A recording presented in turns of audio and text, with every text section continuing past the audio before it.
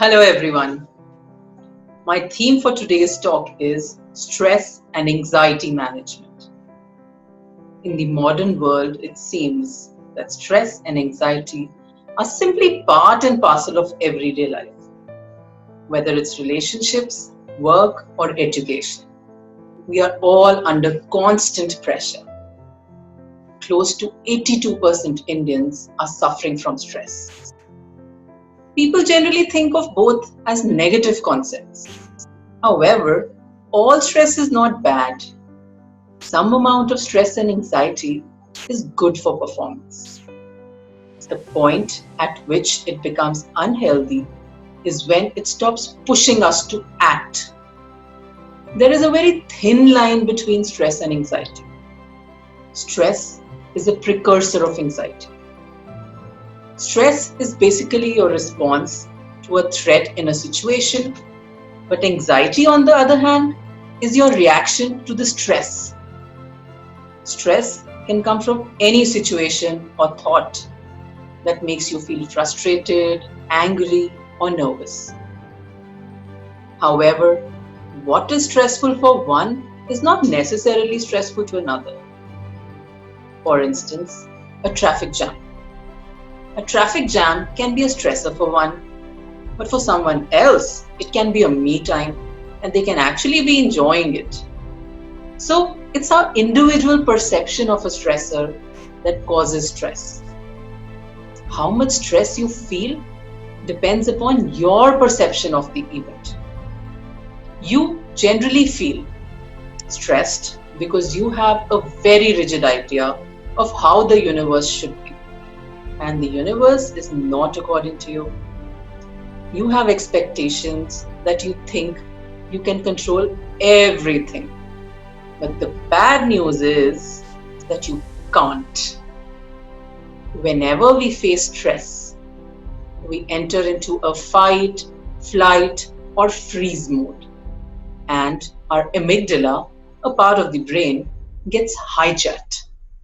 So our response is often irrational. To have our rational part of the brain to function, we need to delay our response. Whatever your stressors are, you can't get away from them. But yes, there are always ways to manage them. Let's discuss some of the techniques of stress and anxiety management. The first one. The first and the most important thing to do is to accept it. Accept that at times things are difficult and not under our control. There are always some things or situations which, however hard we try, we can't control. For instance, COVID-19. It's not under our control, so accept it. Second, the second most important thing is to exercise. About 53% of US citizens exercise in order to combat stress. Exercise leads to release of happy hormones, endorphins, and the nervous system feels relaxed. It's not necessary to start with 1 hour daily all through the week. You don't need to punish yourself. You can start with about 20 minutes on alternate days. You don't even need to hit the gym for that. You can climb your stairs up and down, or you can go out for jogging or cycling. You can even break it up, like 15 minutes in the morning and 15 in the evening. Just start. Next are the relaxation techniques. See, relaxation techniques help the body's natural relaxation response to come out. I'm going to demonstrate a few here, which are super easy. The first one is square breathing. Imagine a square or a box on your mind. As you move up the side of the square, breathe in for 4 seconds. Then, as you move to the horizontal side, hold for 4 seconds. As you move down, breathe out for 4 seconds. And again with the next horizontal side, hold your breath for 4 seconds. Do this as a cycle for 3 to 4 times and it immediately releases your stress in any situation. Next is belly breathing.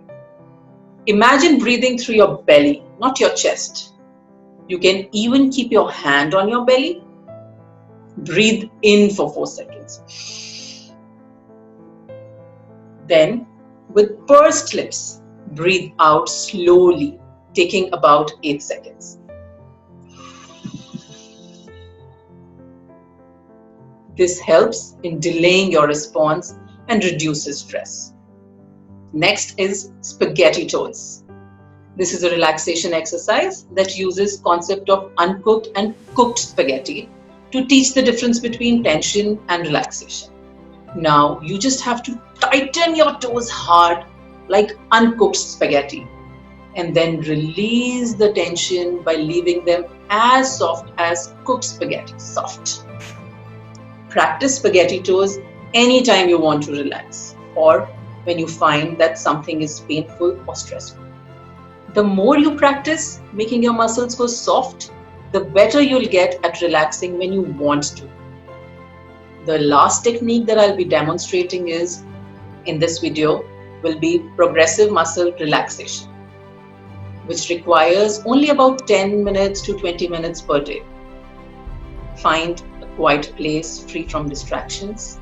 It can be your own bed, or you can lie on the floor or recliner chair. Rest your hands in your lap or on the arm of the chair. Start with your forehead. Squeeze the muscles of your forehead, holding for 15 seconds. Feel the muscles becoming tighter and tenser. Then slowly release the tension in your forehead while counting for 30 seconds. Continue to release the tension until your forehead feels completely relaxed. Breathe slowly and evenly. Similarly, one by one, move to your jaws, neck, shoulder, arms, hands, buttocks, legs, and feet. Enjoy the feeling of relaxation sweeping through your body. Continue to breathe slowly and evenly. The next technique is balanced diet. You know you are having a healthy diet when 50% of whatever you eat is a fruit or a vegetable. Also, reduce your stimulants like coffee, tea, and sugar. Next, add supplements to your diet. Some dietary supplements like green tea, lemon balm, ashwagandha, and omega-3 fatty acids help to reduce stress and anxiety. Next, stop entertaining your mental chatter. Mental chatter is the constant chat that you have in your mind. This creates an artificial life. For instance, you're looking for a job since long. Your mental chatter magnifies everything and tells you that you are worthless, you can't even find a job for yourself, you don't have any money left, you are broke and your future will be dark, and so on. Stop doing that to yourself. Next is stop creating a mental model. The more you create models in your mind, the more evidence you'll find for that. We start living in a matrix created in our own head, which further controls our life. For instance, you make up a mental model that bosses are born to find faults, and you start finding faults and you start finding evidences for it. This brings stress, spoils your relationship with your boss, and you completely remain stressed all through. Now try changing your mental model. Try thinking bosses are born to guide us. Thank God they find faults and rectify our mistakes. Your relationship will definitely improve and your stress is going to reduce. Next is stop catastrophizing. Catastrophizing is imagining the worst. It means taking a difficult situation and interpreting it as horrible. Whenever you start doing so, signal yourself to stop. Think more rationally. Next, spending time with your loved ones. Having strong ties with your loved ones helps you get through tough times and lowers your risks of anxiety. Next is meditation. Meditation is an approach to train the mind, similar to the way that fitness is an approach to train the body. We all are blessed to be born in the country where yoga, a form of movement meditation, originated. See, yoga poses help in strengthening of muscles, and holding on to the poses help focusing on your breath. Practice mindfulness and meditation. The last on the list is making a laugh list. Now, what's a laugh list? Prepare a list of things that make you laugh and get back to the list each time you start worrying. That's about it. To conclude, I would say, it's not the load that breaks you down.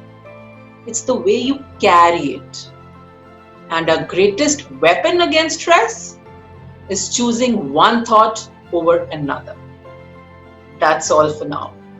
Thank you for watching the video and take care. Do share the video in case you like it. Don't forget to subscribe and press on the bell icon to follow and view my new videos. Thank you so much.